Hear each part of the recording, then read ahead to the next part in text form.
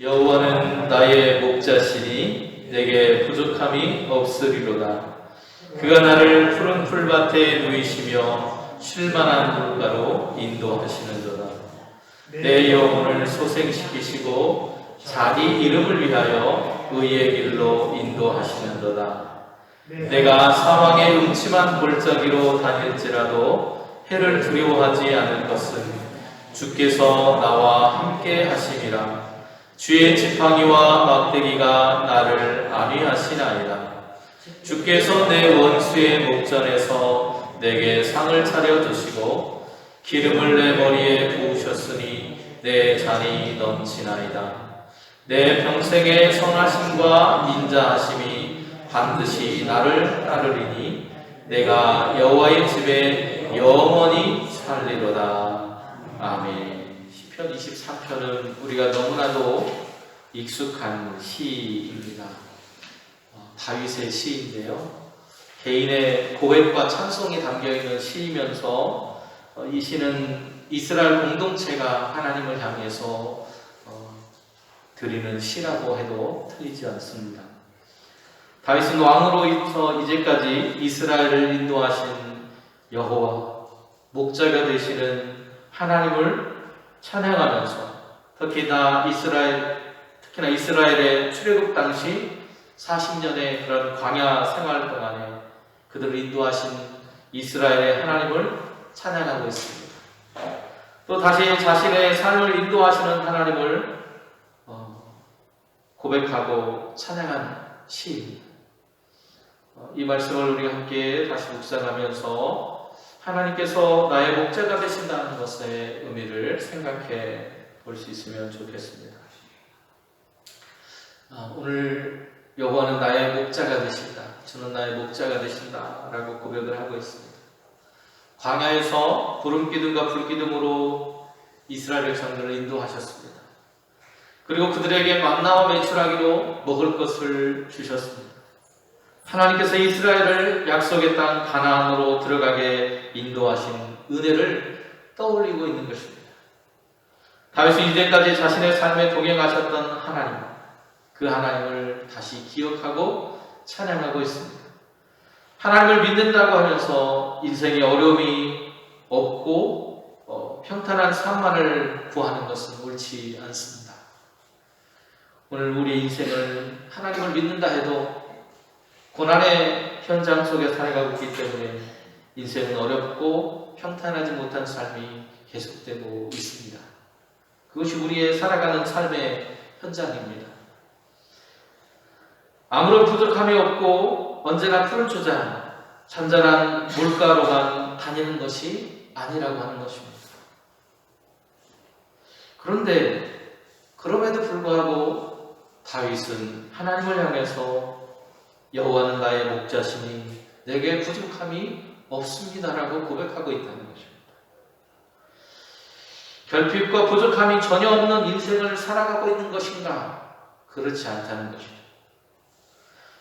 그것을 말하는 것이 아니라 내가 가난하든 푸른 초장에 있든 부요하든 물가를 걷든 음침한 사망의 골짜기를 지나든 목자가 되시는 하나님, 그 하나님과 동행하며 하나님께서 베풀어 주신 은혜와 평안을 누리고 있기에 감사하고 오늘 하나님께 찬양 돌리는 그 모습을 통해서 믿음으로 그것을 그 하나님이 나의 하나님이라고 선포하고 있다는 것입니다.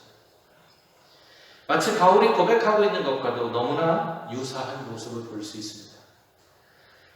바울도 빌립보서 4장 11절에서 13절에 이렇게 고백하고 있습니다. 내가 궁핍함으로 말하는 것이 아니라 어떠한 형편이든지 나는 자족하기를 배웠노니 나는 비천에 처할 줄도 알고 풍부에 처할 줄도 알아. 모든 일 곧 배부름과 배고픔과 풍부와 궁핍에도 처할 줄 아는 일체의 비결을 배웠노라. 내게 능력 주시는 자 안에서 내가 모든 것을 할 수 있느니라. 아멘. 상황이나 조건이 변한 것이 아니라 그 상황과 조건을 바라보는 나의 시선이 믿음의 시선으로 바뀌었다는 것입니다. 내게 있는 것들을 족한 줄 알고 하나님이 내게 주신 것들을 만족할 줄 아는 그 마음으로 세상을 보았더니 오늘 내가 어떤 처지에 있든지 오늘 내가 어떤 상황에 있든지 조건에 있든지 관계없이 주님의 지팡이와 막대기가 나를 안위하는 것 같고 나를 보호하시고 지키시기에 주님의 집에 영원히 거할 줄 알기 때문에 나는 더욱더 소망 가운데서 믿음으로 살아가게 되었노라고 고백하고 있다는 것입니다. 찬송가 570장의 제목이 바로 주님은 나의 목자, 주님은 나를 기르시는 목자라고 하는 그런 찬양입니다. 이 찬양을 작곡한 사람들은 부부입니다. 부부예요. 6.25 전쟁 당시에 6월 28일에 우리나라의 한강에 있던 다리가 폭파되었습니다. 북한군이 넘어온 것을 막기 위해서 그 다리를 폭파했다고. 그런데 문제는 뭐였냐면 그 강을 건너려고 피난짐을 싸고 있던 사람들이 다리가 폭파되면서 오도 가도 못하는 신세가 되어버렸습니다. 그래서 그 서울에 꼼짝없이 갇히게 되었는데 그 사람들 중에 장수철이라고 하는 젊은 청년과 최봉춘이라고 하는 젊은 처녀가 있었습니다. 이 둘은 부부였습니다. 사람들이 신태를 한탄하면서 어찌할꼬 하고 있는 그 순간에 죽음의 그런 상황들이 다가오는 것을 보면서 사람들은 두려워하고 있었는데 이 두 사람 중에 최봉춘이라고 하는 아내 되는 사람이 예수님을 믿는 자의 미래가 결국은 영원한 행복으로 이어진다는 그 믿음 때문에 오늘 그 상황이 두렵지 않았다라고 한 것입니다. 그러면서 이 최봉춘이라는 분이 속으로 무슨 말씀을 묵상했냐면 시편 23편, 우리가 오늘 함께 읽었던 시편 23편의 그 말씀을 묵상하기 시작했습니다. 한참을 묵상하고 있는데요, 강 저편에서 멀리서 작은 배 하나가 나타나고 기적처럼 그곳에 있던 사람들이 피난길에 오를 수 있었다고 봅니다.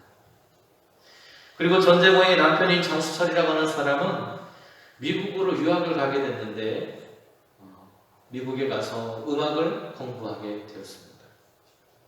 그러던 어느 날에 공부하고 있는 어느 날에 한국으로부터 편지가 한 통이 날라왔어요. 이렇게 편지를 보니까 아내가 보낸 편지였습니다. 편지를 쭉 읽다 내려가다가 눈물이 뚝뚝 떨어지기 시작하는데 12살 된 큰딸이 혈염에 걸려서 그만 죽었다는 소식이었습니다. 죽어가는 딸 옆에, 어린 딸 옆에 있어주지 못했다는 죄책감이 그의 가슴을 옥죄우기 시작했습니다. 너무나도 고통스러웠습니다. 그러면서 계속 편지를 읽어 내려가는데 그 편지 말미쯤에 아내가 쓴 시구가 있었습니다. 그 시구가 뭐였냐면 시편 23편을 중심으로 해서 쓴 우리가 함께 잘 부르는 570장 주는 나를 기르시는 목자요 하는 그 찬양의 가사가 적혀 있었습니다. 시였죠. 그 시를 읽는데 그 순간마저도 함께 하신 하나님, 그 고통 속에서도 함께 하시는 하나님의 위로가 아내의 시를 통해서 느껴질 수 있었던 겁니다. 그래서 그 아내의 시에다가 곡을 붙여서 만든 것이 주는 나를 기르시는 목자라고 하는 찬양이었다는 거예요. 인간의 욕심은 끝이 없어서 아무리 가져도 만족하지 못합니다. 이러한 욕심이 우리의 결혼 생활, 직장 생활, 또 학교 생활, 또 우리의 삶 전체를 망치고 고통스럽게 만들고 있습니다.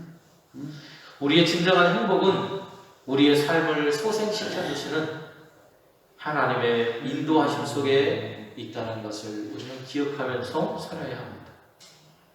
오늘 시편 기자는 하나님에게서 진정한 기쁨을 찾으라고 말합니다. 시편 37편 4절에 이렇게 노래하고 있습니다. 또 여호와를 기뻐하라. 그가 내 마음의 소원을 내게 이루어 주시리이다. 아멘. 그런데 이것은 시편 기자만 노래하는 것이 아니고 히브리서 기자도 똑같은 이야기를 합니다. 예수님을 따라서 우리 앞에 있는 기쁨을 내다보면 고난을 참을 수 있다는 것입니다. 히브리서 12장 1절과 2절에 이렇게 말하고 있습니다. 이러므로 우리에게 구름같이 하다한 증인들이 있으니 모든 무거운 것과 얽매이기 쉬운 죄를 벗어버리고 인내로서 우리 앞에 당한 경주를 경주하며 믿음의 주요 온전하게 하시는 이 예수를 바라보자. 그는 그 앞에 있는 기쁨을 위하여 십자가를 참으사 부끄러움을 개의치 아니하시더니 하나님 보좌 우편에 앉으셨느니라. 아멘. 주님에게도 십자가의 고난이 찾아오셨다. 부끄러운 그 십자가를 지심에 있어서도 주님은 그것을 끝까지 참아내셨고 그 고난의 끝에는 하나님의 보좌 우편에 앉는 영광의 자리가 있었다는 것입니다. 우리의 영혼을 참으로 회복하시는 분, 그분이 우리의 하나님이시라고 하는 사실을 우리가 기억할 때 우리는 우리의 주님 대신 우리의 목자 되시는 그 주님을 따라서 인생을 살아가게 될 것입니다. 오늘 위에 찬송가를 지은 부부는 딸을 잃은 상황에서도 하나님 한 분만을 만족하면서 선한 목자라고 하나님을 찬양하고 있습니다. 다윗도 하나님께서 자신의 고난의 현장 속에서 자신의 영혼을 소생시켜 주실 분이라고, 회복시켜 주실 분이라고 하는 고백을 하고 있습니다. 오늘 고난의 시절, 코로나뿐 아니라 경제적인 어려움, 또 수많은 전쟁의 소식들, 또 우리의 삶에 찾아오는 수많은 인생의 어려움들이 있지. 오늘 우리는 그럼에도 주님을 만나고 주님께서 우리를 회복하시고 또 우리의 영혼까지, 우리의 전 인격을 회복하실 그 능력을 가지신 분이 나의 목자가 되신다는 사실을 기억하시면서 그 주님과 함께 이 어려운 시절을 잘 견디고 인내하며 승리하시는 저와 여러분 되시기를 간절히 소원합니다. 기도하겠습니다. 은혜로우신 주님, 주님과 함께 우리에게 주어진 삶이 어렵고 고단하고 힘들지라도 주님의 손을 붙들고 이 어려운 시절을 잘 견디고 인내하며 믿음으로 승리하는 인생이 될 수 있도록 우리를 인도하여 주시옵소서. 참 목자 되시는 주님만을 바라보며 주님이 인도하시는 길을 따라 살아가는 아름다운 인생이 될 수 있도록 허락하여 주시옵소서. 예수님의 이름으로 기도드립니다. 아멘.